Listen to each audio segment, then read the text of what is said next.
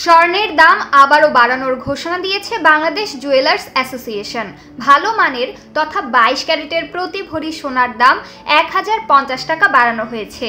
ফলে প্রতি ভরি সোনার দাম বেড়ে দাঁড়াবে 1,72,651 টাকা। নতুন এই দর সারা দেশে বুধবার 27 আগস্ট থেকে কার্যকর হবে। মঙ্গলবার 26 আগস্ট রাতে সোনার দাম সমন্বয় করার সিদ্ধান্ত গণমাধ্যমকে জানায় বাংলাদেশ জুয়েলার্স সমিতি।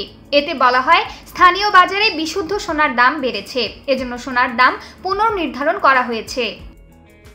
এর আগে সর্বশেষ গত 25 জুলাই সোনার দাম ভরিতে 1574 টাকা কমেছিল। গত 23 এপ্রিল প্রতি ভরি 22 ক্যারেট সোনার দাম বেড়ে 1,77,888 টাকায় উঠেছিল। দেশের বাজারে সেটি এখন পর্যন্ত সর্বোচ্চ সোনার দাম।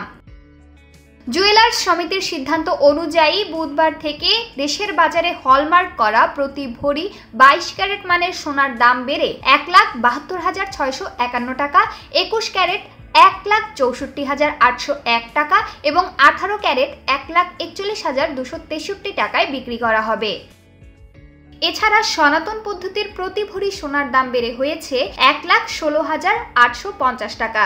দেশের বাজারে আজ পর্যন্ত প্রতি ভরি হলমার্ক করা 22 ক্যারেট সোনা 1,71,601 টাকা, 21 ক্যারেট 1,63,758 টাকা, 18 ক্যারেট 1,40,398 টাকা ও সনাতন পদ্ধতির প্রতি ভরি সোনা 1,16,127 টাকায় বিক্রি হয়েছে।